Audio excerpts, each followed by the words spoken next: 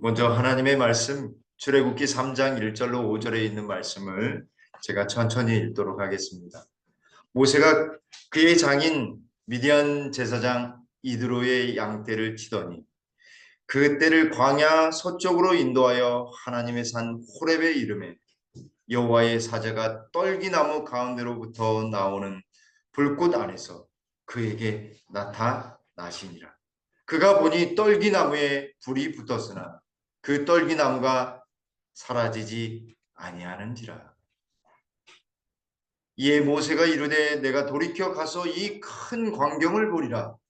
떨기나무가 어찌하여 타지 아니하는고 하니 그때에 여호와께서 그가 보려고 돌이켜 오는 것을 보신지라. 하나님이 떨기나무 가운데서 그를 불러 이르시되 모세야 모세야 하시매 그가 이르되 내가 여기 있나이다. 하나님이 이르시되 이리로 가까이 오지 말라. 내가 선 것은 거룩한 땅이니 내 발에서 신을 벗으라. 아멘. 한 주 동안도 잘 보내셨습니까?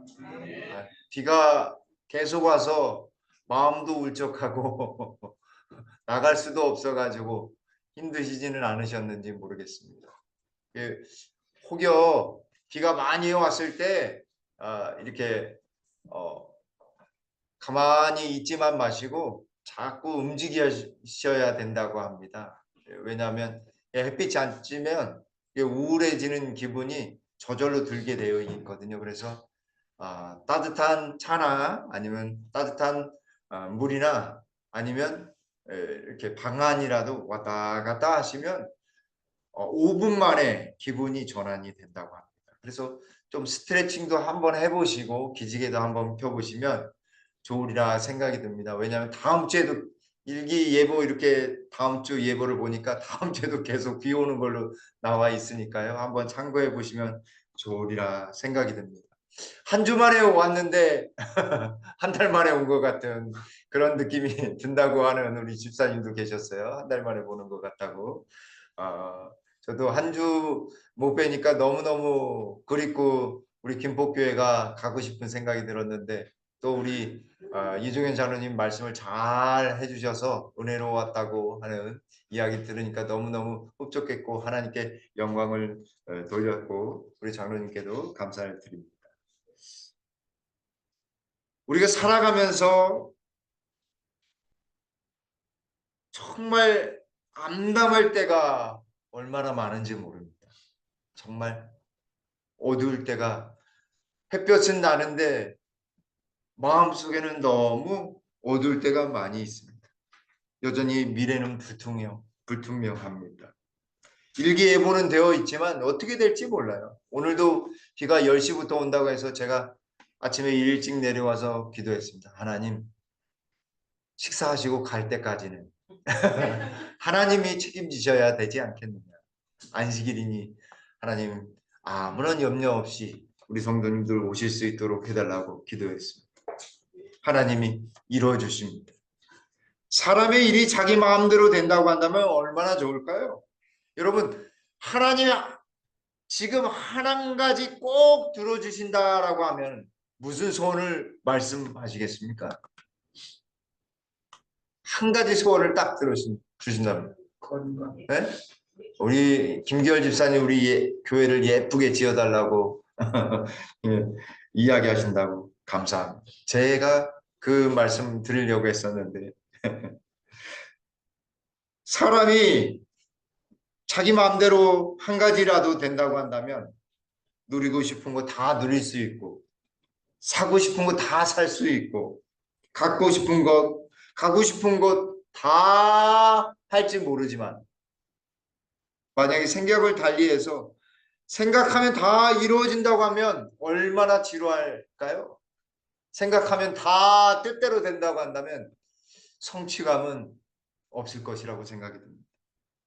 정말 무미건조하고 지루할지도 모르겠어요. 노력하지 않아도 일을 하지 않아도 성공하고 돈 벌지 않아도 고생하지 않아도 다 이룰 테니까요. 그러나 우리 속에 있는 이러한 암담함과 불투명함과 불확실함이 어쩌면 우리를 깨우는, 우리 자신을 깨우는 하나님의 도구인지도 모르겠습니다. 이렇게 현실은 암담하고 미래는 불투명하고 항상 위기라고 하고 미래는 더더욱 확실한데, 경제는 제가 듣기에는 90년대서부터 계속 좋다라는 소리를 뉴스에서 들어본 적이 없는 것 같아요. 과연 여러분 희망이 있습니까? 우리가 살아가는 인생이 희망이 있나요? 아마도 마치 이러한 심정이 모세의 심정이 아니었을까라고 하는 생각을 해봅니다. 그런 차원에서 우리는 나의 미래는 어떠한가? 나의 미래를 위해 무엇을 우리는 하고 있는가? 그리고 김포교회는 어떻게 될 것인가? 라고 한번 생각해 볼 때 마음에 무거운 것이 있으신가요? 그렇다고 한다면 우리는 기도해야 할 것입니다. 모세는 출애굽기 3장에서 양치기 목동이 되었습니다. 나이는 80세, 그리고 살인을 하고 도망간 사람이었습니다. 그래서 그의 인생의 이 허무함을 그의 첫째 아들 이름을 게르솜이라고 지었는데, 그 게르솜의 이름이 나그네입니다. 나그네다. 인생의 나그네. 40세까지는 어디에서 살았어요? 화려한 이집트의 애굽의 왕궁에서 살았습니다. 교육, 먹을 거, 입을 거, 모든 것이 완벽하게 갖추어진 곳에서 살았습니다. 오늘날로 이야기하면 미국의 이 대통령의 아들의 양자가 되어서 그곳에서 누릴 수 있는 것, 다 누린 것과 별반 다르지 않을 것입니다. 근데 지금 모세는 어떻게 돼 있어요? 나이는 80세에 직업은 뭐예요? 양치기 목동. 땀 냄새 가득 나고, 그리고 목동인지라 양들과 함께 생활한지라 그들의 냄새가 옷에 배었을 것입니다. 힘은 없어지고 아무것도 할 수 없는, 그저 양치기 목동이 제일 잘하는 일이 된 연약하고 나약한 한 사람이 된 것입니다. 근데 오늘 본문의 말씀에 이 아주 연약하고 양치기 목동, 볼품없고 어쩌면 세상에서 버림받은 사람, 쓸모없는 사람이라고 할 수 있는 이 모세를 하나님이 성령을 통해 어디로 이끄셨어요? 광야에서, 광야 서쪽으로 인도하여 어디로 인도하는 것입니까? 하나님의 산 호렙에 이르도록 하나님께서 이끌으셨습니다. 여러분, 인생은요 광야길이에요. 그죠? 광야에는 뭐가 있어요? 있는 게 없어요. 그죠? 물도 없고 풀도 초목도 거의 없고, 뭐만 잔뜩해요? 돌만 잔뜩해요. 돌만, 모래만 잔뜩해요. 그리고 거기에는 또 뭐가 있어요? 바람, 독사, 그런 것들이, 정갈, 그런 것들이 가득합니다. 근데 하나님께서 그 광야에서 양치기 목동 일을 하고 있는 모세를 하나님이 성령을 통해서 이끄신 것입니다. 그것도 하나님의 산 호렙으로 이끄는 것입니다. 여기 출애굽기 3장 1절 말씀을 통해서 두 가지의 대립되는 것이 나오는데, 하나는 광야와 하나님의 산이에요. 광야와 하나님의 산. 인생은 정처 없는 광야길이에요.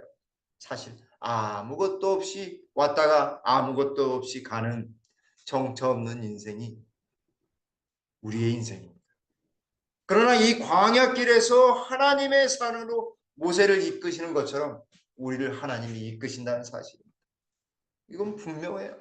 하나님이요, 우리를 분명히 이끌어 주십니다. 어디까지 이끄셔요? 하나님의 산까지 이끌어요. 하나님의 산은 어디냐면 하나님의 성전입니다. 성전이 있기 전까지는 하나님의 산, 그곳은 하나님의 성전이에요. 하나님이 거하시는, 임재하시는 곳입니다. 첫 번째, 광야와 하나님의 산이 대립된다고 한다면 또 한 가지는 하나님의 산과 호렙이에요. 하나님의 산 호렙이 같은 장소이긴 하지만 두 가지 의미가 있어요. 호렙이라고 하는 말은 광야처럼 불모지요 적막함이요 라고 하는 뜻을 가지고 있어요. 아무것도 없는 곳, 그곳에 하나님이 임하면 무슨 산이 되는 거예요? 하나님의 산이 되는 거예요. 그곳에 하나님이 계시는 거예요. 어쩌면 우리의 인생도 정처 없고 힘들고 아무것도 없는 것처럼 보이지만 그곳에 누가 임하시면요, 하나님이 임하시면 하나님의 산이 되듯 우리의 인생에도 하나님이 임하시면 어떻게 될까요? 하나님이 주관하는 하나님의 자녀가, 하나님의 성소가 있는 하나님의 자녀가 되는 것입니다. 성령을 통해 하나님은 늘 양치기 목동을 사시는 모세를 하루하루를 인도해 주셨어요. 언제나 함께 하셨어요. 살인자인 이 운둔자, 쫓기는 도망자인 모세를 하나님은 매일매일 인도하셔서 어디까지 인도하셨냐면 40년을 보내고 40세에 애굽에서 나와서 40년을 보내서 이제 가장 연약하고 아무것도 못할 것 같은 그 모세를 하나님의 산으로 이끌어 주신 것입니다. 매일매일 성령으로 인도하셔서 하나님의 산까지 오를 수 있도록 하나님이 준비시키시는 거예요. 미디안 광야, 하나님의 산, 그리고 하나님의 산과 광야. 광야는 허벌판, 초목도 없고 물도 없고 집도 없는, 정처 없는 나그네의 삶의 장소예요. 그래서 뭐만 칠 수 있어요? 텐트만 칠 수 있어요. 목동들은 텐트만 치고 다닙니다. 1년 내내 텐트만 치고 가요. 그래서 1년 내내 해서 다 가을까지 해가지고 들어와서 1년 다 보낸 다음에 양을 털을 깎을 때쯤 이제 봄이 돼서 털을 깎을 때쯤에 돼서 집으로 돌아오는 것입니다. 그 길에는 아무도 없어요. 광야에는 아무도 없어요. 위험천만한 곳입니다. 그래서 40년 동안 광야 생활 이스라엘 백성들을 인도할 때 하도 하나님한테 원망하고 불평불만하니까 하나님이 어떻게 하셨어요? 아유, 그래, 너희와 함께하는 것이 너희가 불편하면 내가 잠깐 떠나갔다 올게. 잠깐 떠났더니 어떻게 해요?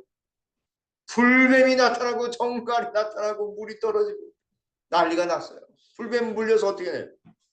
다 죽게 생겼어요. 그래, 하나님이 모세를 통해서 뭘 만들으라고 하셨어요? 예, 예, 노뱀을 만들어. 노뱀을 만들어. 그걸 쳐다보면 산다라고 했어요. 하나님의 기별은 단순한. 어쩌면 우리의 상식을 벗어나는. 하나님은요, 언제나 우리와 함께 하셨습니다. 광야는 인간이 살 수 없는 곳이지만 사실 이 땅에서 그리스도인으로 살아가는 것이 쉽지 않아요. 특별히 제7의 안식일 예수 재림교인들이 살아가기에는 너무너무 힘든 삶입니다. 그렇죠? 너무너무 힘든 삶이에요. 왜냐하면 다른 사람들처럼 뭣도 안 하고 뭣도 안 먹고 뭣도 안 하고 이렇게 구별하지 않는 삶이 아니라 다 구별해야 되니까. 심지어는 예배일도 안식일. 너무너무 버거운 삶. 그러나 여러분, 그런 삶의 유일한 희망은 우리에게 있지 않다는 사실이에요. 세상에 있지 않다는 사실.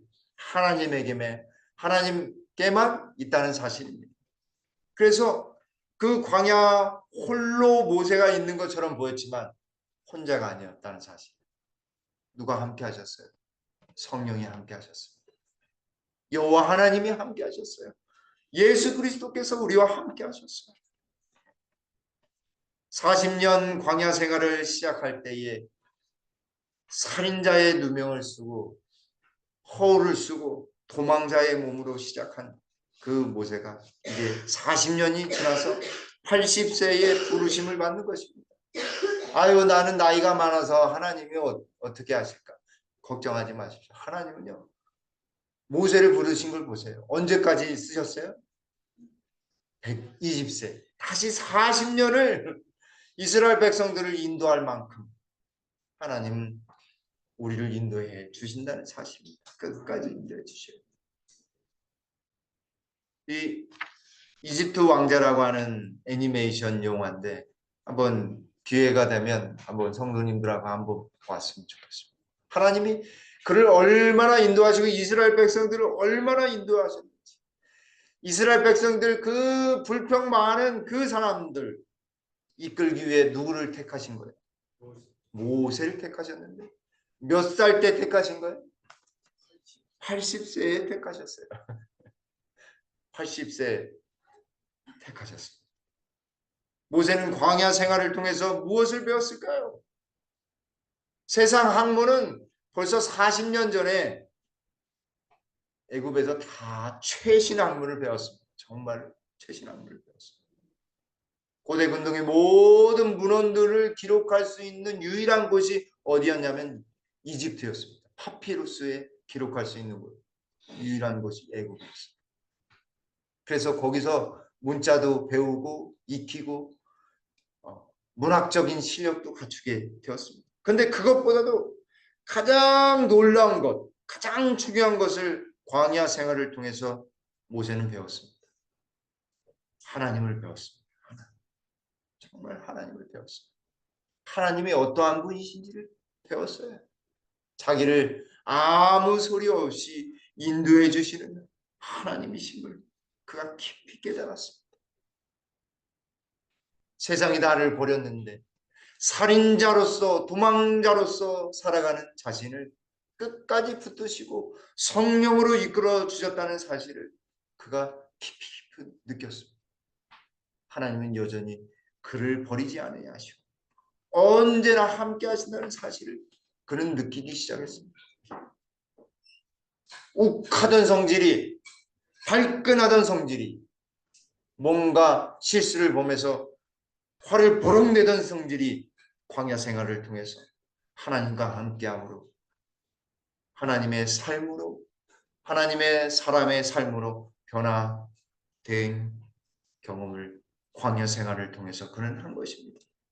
육의 사람이 영의 사람으로, 애굽의 공주의 아들이 하나님의 사람으로, 세상에 있던 사람이 하나님의 자녀로 변화되는 것, 그것이 광야였습니다. 인간을 의지하는 사람이 아니라 하나님을 의지하는 사람, 세상 학문을 더욱 섬기는 것이 아니라 하나님의 말씀을 더욱 사랑하는 사람으로 바뀐 곳, 그것은 광야입니다. 어쩌면 우리의 신앙생활도 인생도 광야이지 않을까요? 고난의 학교, 성령을 체험하는 학교, 말씀을 경험하는 학교, 하나님을 경험하는 학교에, 그래서 영원히 함께하는 학교, 졸업이 없는 학교. 그래서 우리가 어느 학교에 다니고 있어요? 안식일 학교에 다니고 있는 거죠. 여기 부조와 선지자 247쪽에 모세는 아직 위한 그의 사업을 성취할 준비가 되어 있지 않았다. 그는 아브라함과 야곱이 배운 동일한 믿음의 교훈, 즉 하나님의 약속의 성취를 위하여는 인간의 힘이나 지혜를 의지하지 말고 그분의 능력에 의지할 것을 배워야 했다. 그래서 우리의 인생도 마찬가지예요. 모세가 배운 것처럼 우리도 무엇을 배워야 하냐면 세상의 모든 것을 의지하지 말고 나 자신의 능력도 의지하지 말고 하나님의 능력만을 의지하는 것을 배워나가는 것이 아닐까요? 깊이 배워야 하는 것입니다. 더 깊이 배워야 하는 것입니다. 그런 한적한 산중에서 모세가 배워야 할 다른 교훈들도 있었다. 극기와 고난의 학교에서 그는 인내와 감정을 조절하는 것을 배워야 했다. 현명하게 다스릴 수 있기 전에 그는 순종하기를 배워야 했다. 하나님의 말씀에 순종하는 것만큼 그분의 능력을 의지하는 것이 무엇인지 아십니까? 순종하는 것입니다. 하나님 뜻대로 살아가는 것이에요. 그거 배우기 위해 계속해서 우리에게 고난이 있고 우리가 참아야 될, 인내해야 될, 극기해야 될 모든 것들이 우리에게 계속 나타나는 것입니다. 그러나 여러분 걱정하지 마십시오. 그 인내의 학교에 누가 교장 선생님이에요? 아니에요. 예수님이 교장 선생님이세요. 우리와 멘토가 되시는 담임 선생님은 누구신지 아세요? 예수님이세요. 그리고 우리에게 지혜를 주시고 능력을 베풀어 주시는 조력자 되시는 선생님은 누구신지 아세요? 성령 하나님이세요. 성령 하나님이세요. 이제 준비가 되었습니다. 하나님의 뜻을 가르치기 전에 그분과 온전히 조화가 될 수 있는 상황이 되었습니다. 그가 이스라엘 백성에게 하나님의 뜻을 가르치기 전에 그 자신의 마음이 그분과 완전히 조화되어야 하였다. 자신의 경험으로 그는 장차 그의 도움을 필요로 하게 될 모든 사람들을 자애로운 아버지와 같이 돌볼 수 있도록 준비되어야 하였다. 저한테 정말 도전이 되는 말씀입니다.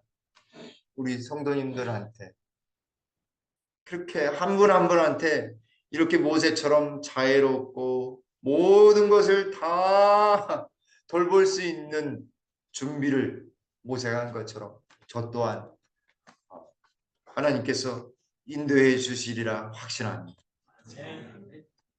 이제 광야를 지나서 서쪽 산으로 서쪽의 산에 있는 하나님의 산 호렙에 이르도록 하나님이 성령을 통해서 이끄십니다. 그리고 그 산에 올라서 하나님이 나타나시는 것입니다. 하나님과 만나는 것입니다. 하나님과 온전히 나타나셔서 표현되시는 체험하는 거예요. 그분의 임재를 경험하는 것입니다. 인생의 황금기가 지난 나이 많은 모세, 살인자이며 도망자, 운둔자인 모세를 만나기 위해 하나님이 나타나셨습니다. 사랑하는 성도, 우리의 삶 속에도 어쩌면 우리가 가장 연약할 때에 하나님이 우리와 함께 하시고 우리를 만나시기 위해 오시는지 모르겠습니다. 우리의 삶에 하나님의 산 호렙에 나 자신의 하나님의 산 호렙에 하나님이 임하시는 것입니다. 그때 온전히 하나님을 만나게 되길 간절히 바랍니다. 아멘. 하나님을 만나야 돼요.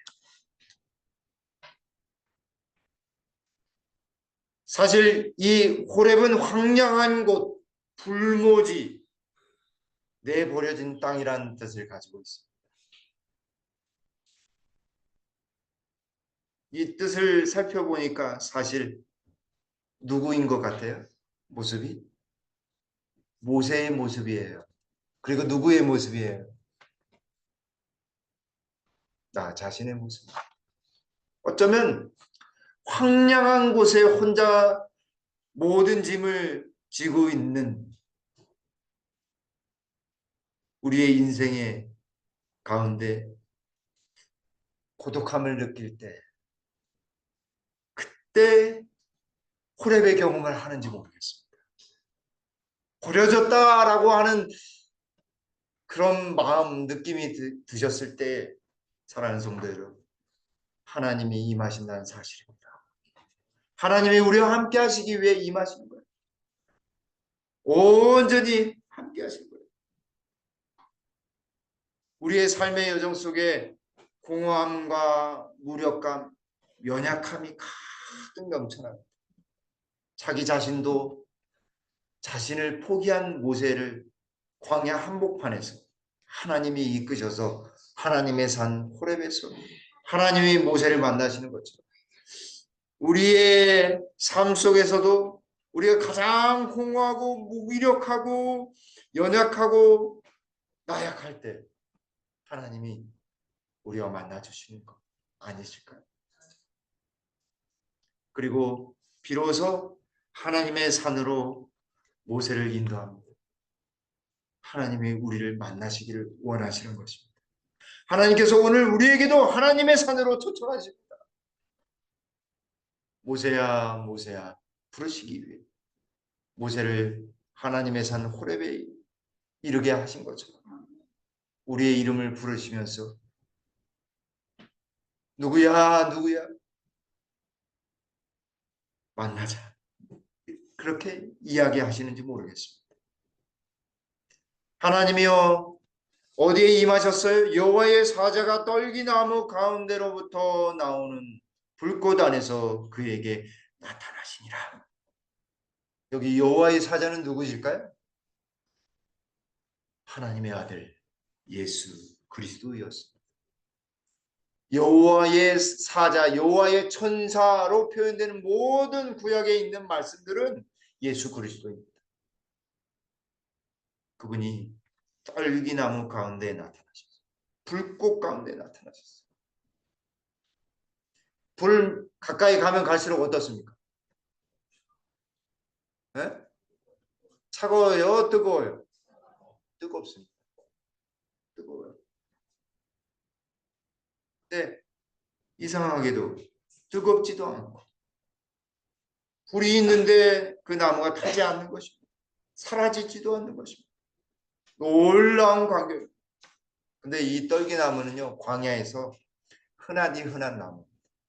좀 이제 오늘날 우리가 생각하는 것으로 빗대면 아카시아 나무 정도라고 할까요? 근데 아카시아 나무는 이 속이 이게 연약하잖아요. 근데 이 떨기나무는 아주 강합니다. 참나무처럼 아주 딱딱하고 그래서 이 성소에 쓰이는 도구들이 다 뭘로 만들었어요? 이 떨기나무 계열로 시띠나무나 떨기나무 계열로 만들었어요. 딱딱하기 때문에.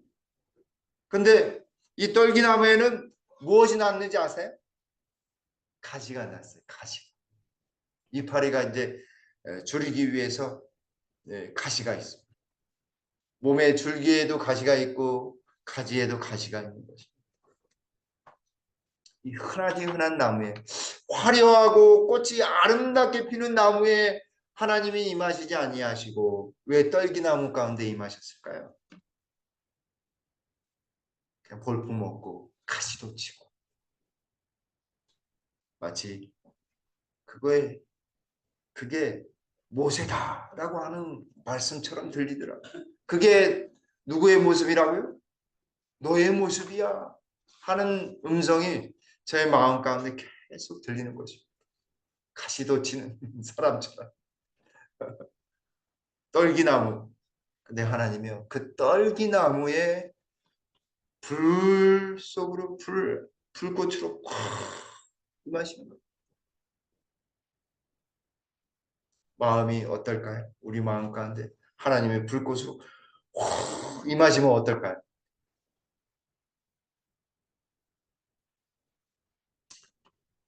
우리의 마음이 정말 기쁠 것입니다. 정말 평안할 것입니다. 정말 하나님이 함께 하셨다라는 사실을 놀랍도록 체험할 것이에요. 그것을 표현해 주시기 위해 모세한테 떨기나무 가운데 불꽃을 확 임하시는 것입니다. 임하시는 거예요. 어쩌면 버림받고 흔하디 흔한 별반 다르지 않은 보통 사람들인 것처럼 우리 성도님들 보이죠. 하나님이 임하시는 것입니다. 불꽃 안에 임하시는 것이에요. 우리의 삶 속에 하나님이 임하시는 거예요. 그러면 놀라운 역사가 일어날 것입니다. 비록 떨기나무라 할지라도 가시도 친 사람이라 할지라도 연약한 사람이라 할지라도 금방 불에 타서 없어지는 그런 떨기나무일지라도 하나님이 임하시면 그곳에 하나님이 임하시면 놀라운 이적이 일어나는 것입니다. 우리의 삶 속에서도 마찬가지일 것입니다. 바로 그 모습 그대로 하나님 받으셔서 우리 가운데 임하시는 것입니다. 여러분 마음 그대로, 여러분의 몸 그대로, 여러분의 인생의 모습 그대로를 다 받으시고 만나주시는 것이에요. 임하시는 것이에요. 근데 이 가시 엉겅퀴가 어디에서 났는지 아시죠? 창세기 3장 18절에 땅이 내게 가시덤불과 엉겅퀴를 낼 것이라. 내가 먹을 것은 밭의 채소인지.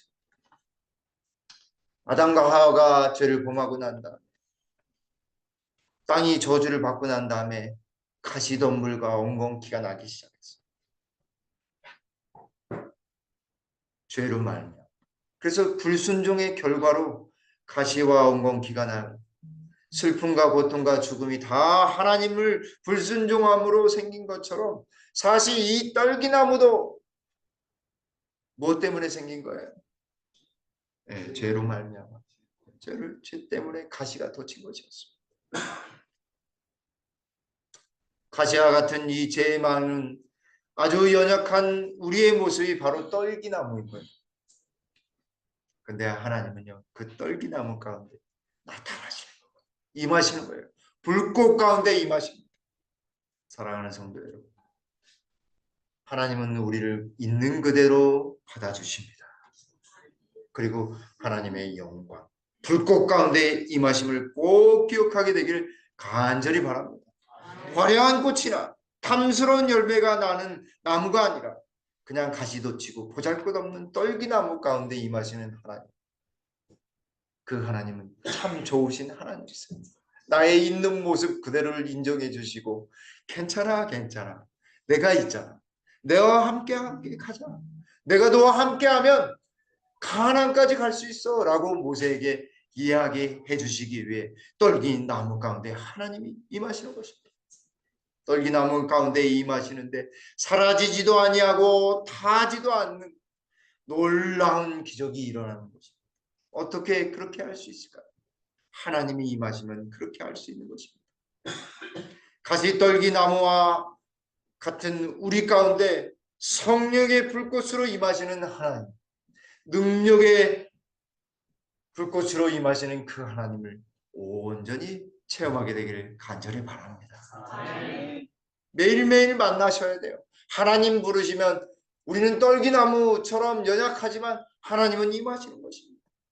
신명기 1장 33절에 그는 하나님은 너희보다 먼저 그 길을 가시며 장막 칠 곳을 찾으시고 밤에는 불로 낮에는 구름으로 너희가 갈 길을 지시하신 자신이라. 사랑하는 성도 여러분, 어떻게 가야 될지 발걸음을 어떻게 떼어야 될지 잘 모르시죠? 걱정하지 마십시오. 누가 먼저 가신다고요? 하나님이 먼저 가심을 꼭 기억하게 되기를 간절히 바랍니다. 하나님은 우리보다 먼저 움직이시는 분이에요. 먼저 나가시는 분이세요. 우리가 쉴 장막, 잠자리까지 깔아주시는 하나님이세요. 그 광야길에서 추울까봐 밤에는 불기둥으로, 낮에는 너무 더울까봐 구름기둥으로 가야 될 곳, 그 시간 다 안성맞춤으로 임하시는 갈 길을 지시하시는 우리 하나님은 참 좋으신 하나님이십니다. 그리고 그 하나님이 이렇게 여기 4절에 말씀하십니다. 여호와께서 그가 보려고 돌이켜 오는 것을 보신지라. 하나님이 떨기나무 가운데서 그를 불러 이르시되 모세야 모세야 하시며 그가 이르되 내가 여기 있다. 어쩌면 모세는 여기 돌이켜라는 말씀을 통해서 생각해 볼 때 저기 떨기나무가 있는데 아직 제대로 하나님께 돌아서지 못하고 있음을 알 수 있습니다. 그렇죠? 돌아서 돌이켜라고 했습니다. 돌렸다라고 하는 것입니다. 그의 마음 가운데 두려움이 있었을 것입니다. 불꽃으로 임하시는 그 하나님, 놀라운 광경을 맛보고 있는데 그 두려움마저도 하나님이 이렇게 부르십니다. 모세야 모세야. 성도님들의 이름 한 분 한 분의 이름을 오늘 부르시고자 하시는 것입니다. 우리의 이름을 부르시면서 우리와 함께 하고자 하시는 그 하나님, 만나고자 하시는 그 하나님, 그 하나님이 우리의 이름을 기억하시고 부르신다는 사실입니다. 우주의 중심에 계시는데 이 지구는요, 먼지보다도 못한, 우주의 크기를 봤을 때 먼지보다 못한 크기거든요. 근데 우리 지구도 우리는 너무 커가지고 우리가 대단한 것처럼 느끼잖아요. 그죠? 하나님은요, 그럼에도 불구하고 이 지구에 있는 여러분들을 한 분 한 분의 이름을 기억하시고 부르신다는 사실을 꼭 기억하게 되길 간절히 바랍니다. 하나님이 이르시되 이리로 가까이 오지 말라. 내가 선 것은 거룩한 땅이니 내 발에서 신을 벗으라. 그제서야 하나님께서 너의 신을 벗으라 말씀하십니다. 여전히 양을 치고 있던 살인자인 모세를 하나님은 기억하셨습니다. 나이 많고 연약하고 냄새난 황금기가 지난, 인생의 황금기가 지난 모세를, 절망 가운데 서 있는 모세를 부르신 것입니다. 사랑하는 성도 여러분, 여러분 혹여 외롭고 힘들고 절망 가운데, 낙담 가운데 계시다고 한다면 우리를 부르신, 모세를 부르신 그 하나님이 나 자신을 부르신다는 사실을 꼭 기억하게 되길 간절히 바랍니다. 하나님이 거하신 곳은 거룩한 땅입니다. 그분은 만왕의 왕이십니다. 내 신을 벗으라고 했습니다. 고대의 왕 앞에서 신을 벗는 것이 그의 그 당시의 예풍습이었습니다. 하나님 앞에서 신을 벗었을 때 모세는 자기의 인생의 모든 영광을 다 벗어버리고 하나님 앞에 겸손한 종으로, 온유한 종으로 서게 되는 것입니다. 우리가 왜 하나님 앞에 왜 겸손해야 될까요? 왜냐하면 하나님은 우리의 모든 것이기 때문에 그렇습니다. 그래서 세상 것이 필요가 없어요. 그저 발만 벗으면, 그저 세상 것 내려놓으면 하나님이 모든 것을 책임져 주시는 것입니다. 그제서야 세상의 모든 것을 버리고 우상 숭배의 더러운 찌꺼기가 버려졌음을 하나님은 보십니다. 모세가 이제 놀라운 불꽃의 현현 중에 하나님의 앞에, 하나님의 임재 앞에서 온전히 서게 됨으로써 하나님의 사람이 되는 것입니다. 하나님 앞에 서야 돼요. 있는 그대로의 모습으로 우리 모두가 하나님 앞에 서야 돼요. 나 자신을 되돌아보며 하나님이 원하시는 것이 무엇인지를 온전히 살필 줄 알아야 하는 것입니다. 사면의 산으로 둘러싸인 한적한 곳에 모세는 홀로 하나님과 함께 있었다. 영원한 산들의 장엄함 속에서 그는 지극히 높으신 분의 위엄을 바라보며 그와 대조해 볼 때 애굽의 신들이 얼마나 무력하고 하찮은지를 깨달았다. 도처에 창조주의 이름이 기록되어 있었다. 왜 하나님의 산 호렙에 이끄신지 아시겠죠? 하나님의 산 호렙, 신의 산 저편입니다. 하나님의 산 호렙에 아무것도 없는 그곳에 떨기나무 가운데 하나님이 임하셨어요. 모세는 그분이 임재에 계신 곳에 서 있는 것 같았고 그분의 능력으로 둘러싸인 것 같았다. 거기서 그의 자존심과 자부심은 완전히 일소되었다. 단순하고 소박한 광야 생활을 통해 애굽의 안일과 사치의 결과들은 다 없어지고 말았다. 모세는 참을성 있고 경건하고 겸손하게 되어 그의 온유함이 지면의 모든 사람보다 승하게 되었다. 그러면서도 능하신 야곱의 하나님께 대한 믿음이 강하게 되었다. 그제서야 이제 부르신 이유가 분명하게 나타난 것입니다.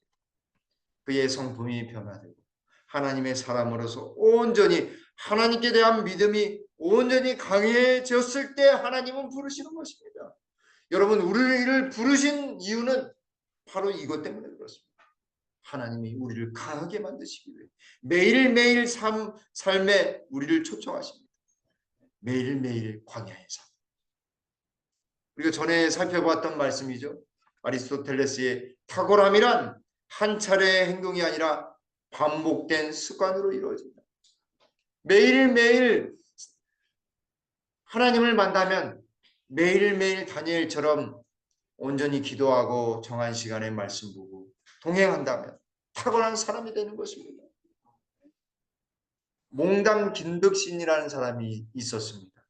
이 사람은 정약용 시대 때의 탁월한 문장가였습니다. 책을 10,000권 이상 읽었는데 그가 한 권 책만 10,000번을 읽은 것이 아니라 36권이나 읽었습니다. 그는 17세 때 공부가 진전이 없어서 영 급제를 못하고 모두가 다 이렇게 불쌍히 여겼습니다. 이야, 어떻게 그렇게 열심히 하는데 안 되네. 근데요, 그래도 백의전을요 11만 3천 번을 읽었고 자전분황 주책이라고 하는 책은 2만 번을 읽었습니다. 악어문이라는 책은요 1만 4천 번을 읽었어요. 그리고 그는 훗날 5원절구, 7원절구와 같은 시를 당대의 최고의 작품을 내는 당대의 최고의 시인으로 존경을 받습니다. 정약용과 황덕길이라고 하는 사람과 함께 3대 문인으로 여겨지는 사람이었습니다. 어쩌면 신앙도 우리의 매일매일의 삶 속에서 하나님의 말씀을 통해 그분의 영광과 탁월함을 경험하는 것이라 할 수 있는 것입니다. 모세가 떨기나무 가운데 한 번 하나님을 그냥 만난 것이 아니라 매일매일 하나님과 동행하고 성령을 만난 그 삶을 통해서 그 절정에서 떨기나무 가운데 임하시는 하나님을 만난 것입니다. 여기 실물견 296쪽에 말씀하고 계십니다. 하나님의 백성들의 생활 속에서 당신의 말씀의 진리가 그 영광과 탁월함을 드러내게 되어야 한다. 말씀과 기도가 왜 우리를 탁월하게 만드는지 아시겠죠?